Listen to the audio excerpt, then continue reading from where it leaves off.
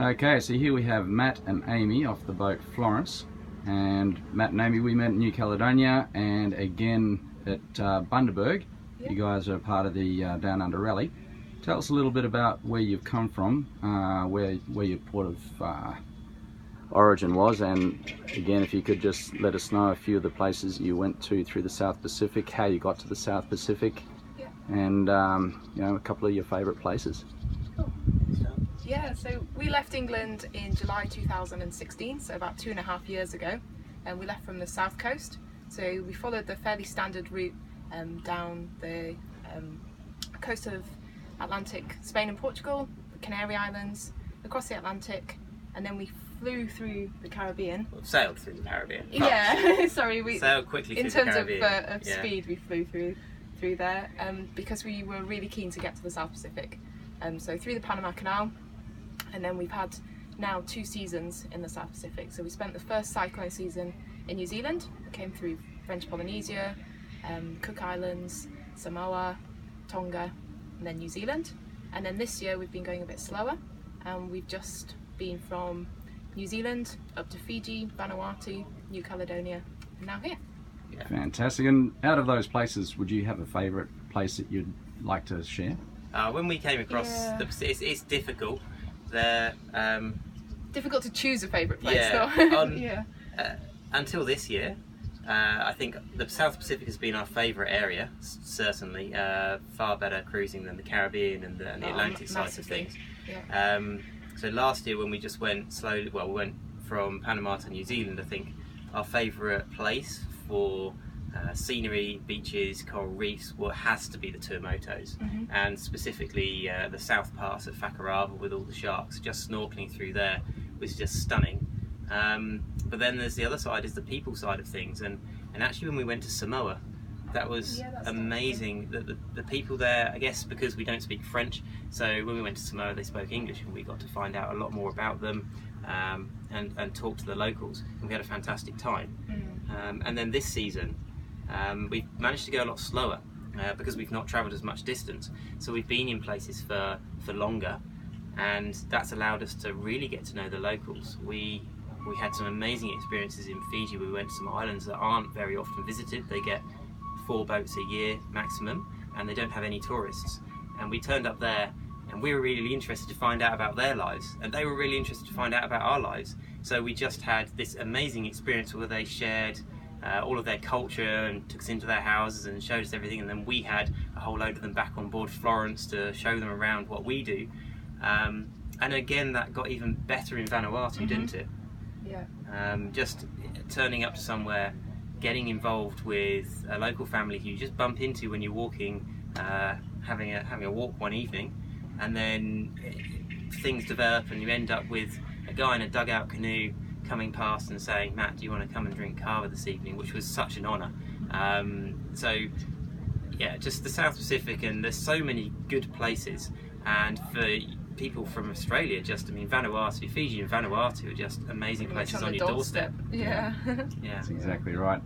Yeah. And sorry, I would say New Caledonia is also a great place to start, because you've got reef navigation and the introduction to all of that, which would then, you know, lead on to making other places easier. But the charts are correct. But the charts are accurate.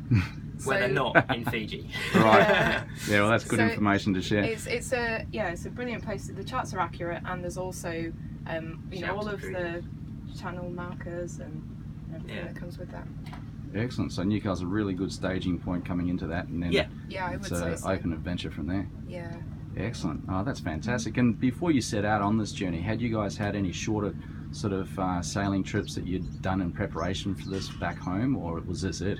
So we were always into sailing, but mainly dinghy racing. So we both sailed from a very young age. Matt had done a fair amount of yacht racing, but we'd never owned a boat, and we'd never cruised our own boat. So we basically had 6 months to find a boat, get it ready, or nine months in total. 9 months from when we decided we were going to do it. And in that time we had to find a boat, buy it, move it round to close to home, prepare it, rent the house out, etc, etc. So yeah, we've done a lot of racing, but always on other people's boats. I've raced around Britain and Ireland, so I've done some offshore stuff, but it's very different when you're on your own boat and when you're cruising. Yeah. But the biggest, so sailing wise, we didn't have too much of a learning curve other than slowing down and not racing. The mindset. And that took us until we got to New Zealand to actually slow down enough. Yeah. But the big thing for us has been maintenance. Yeah. So, I mean, one of our biggest stresses at the start was what anti-foul do we put on? You know, simple things like that that some people would be, you know, think, well, that's a really simple thing, why are you worrying about it? But when you're new to it and you've no idea what it's all about, it's quite a big learning curve. Yeah, and there are a few different views out there on that too, even now, if you look at some of the vlogs and so on and so forth as well. One last question, I suppose, is you did your first season in New Zealand. What made you choose to come to Australia this season rather than back to New Zealand? As a lot of people do seem to get caught in that cycle of just back and forth out of New Zealand. I would say that New Zealand's a fantastic place and we really enjoyed it, but for us, we are travelling around the world. We're not retired and doing this forever. We have to go back to work at some point. We're trying to put that off for as long as possible. But our goal is to actually sail around the world back to England. So to go back to New Zealand for us would have been, we would definitely have made no progress. Whereas at least we could now, so we kind of made it from New Zealand to Australia. We're kind of going on around the world. And from here it's an easier step to go up either through Indonesia or across the Indian Ocean rather than doing it from New Zealand, which we could have done. You're just adding extra miles and then you're having to rush. That would be the reason. Yeah, and I understand too now that the you Go East Down Under rally has extended now into Indonesia and further out from there as well, which is a pretty exciting thing. So that's something that we'll all be sort of very, very keenly watching to find out more about as that comes. Yeah, we're researching at the moment how the best way is to get up through Indonesia. There's a couple of different rallies, and we also know a few boats who've even done it on their own. We don't really know what the answer to that is yet. We're interested to find out, but there's a lot of help out there for getting up. Oh, there is. And information. Yeah, this is a great starting point for anybody looking to set off cruising. It's so many amazing places just right on the doorstep. Oh, that's fantastic.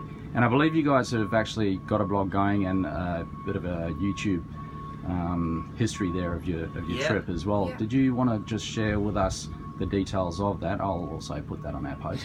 Yeah, sure. Yeah, if you want to follow us on YouTube, just search for Sailing Yacht Florence.